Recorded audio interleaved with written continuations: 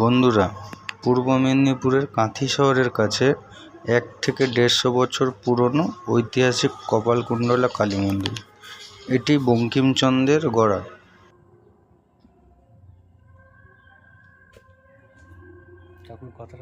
বলুন।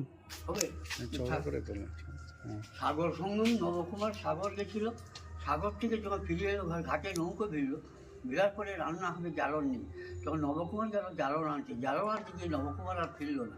নৌকোর লোক ভাবলো একে বাঘে খেয়ে গেল, একে কিন্তু বাঘে খায়নি, ফিরে এসেছিলো, ফিরে এসে দেখে নৌকো ছেড়ে চলে গেছে। তখন সে আবার জঙ্গলের মধ্যে ফিরে গেল। ফিরে যাওয়ার পরে সে কাপালিকের হাতে ধরা পড়ে। কাপালিক তাকে নিয়েছিল বলি দেওয়ার জন্য, কিন্তু কাপালিকের যে পালিত কন্যা কপালকুণ্ডলা, সে মেয়েটা ভাবলো যে যুবককে রাত্রিতে বলি দিয়ে দিবে, তখন সে তাকে নিয়ে পালিয়ে গেল। সেই সময় বঙ্কিমচন্দ্র চট্টোপাধ্যায় ম্যাজিস্ট্রেট হয়েছে, ইতিহাসটা তিনি এইখানেই লিখেছিলেন। আর এইখানেই কপালকুণ্ডলা বই সিনেমা হচ্ছে, এইখানেই রঞ্জিত মল্লিক অনিতেশ বন্দ্যোপাধ্যায় এখানে শুটিং করেছিল। হ্যাঁ, এখানে শুটিং হয়েছিল। সরকার কিন্তু কাজ করেছিল, তার কাজের গণ্ডগোল হয়ে গেছে, তবে আবার কাজ হবে। সরকার সিটাই থেকে রাস্তা করে পাঁচিল ঘিরে কাজ করেছিল, কাজ হবে। তবে আমি আপনাদের একটা জিনিস দেখাবো, এই যে বিডিও মন্ত্রী এসেছিলো, তারা কাজ করবে আবার। তবে আমি আপনাদের একটা জিনিস দেখাবো, নবকুমার কোথায় আটকানো ছিল, কোন পথে বেরিয়ে গেছে, ভিডিও রাখুন দেখাচ্ছি। জুতোটা খুলে যাও।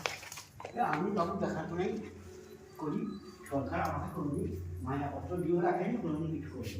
আচ্ছা, নবকুমার এইখানে আটকানো ছিল, এখানটায় তাকে এই পথ দিয়ে নিয়ে পালিয়ে গেছে, জানেন, এই রাস্তা দিয়ে কাপালিকের বের লক্ষ্যে নিয়ে পালিয়ে গেছে আর কি। এখানে আটকানো ছিল। হ্যাঁ, 200 বছর দিয়ে এখানে দেখবে, 200 বছর এখানে মাত্র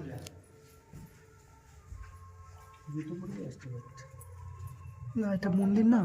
বাদুর দাদু করে দিয়েছে আপনাদের জন্য।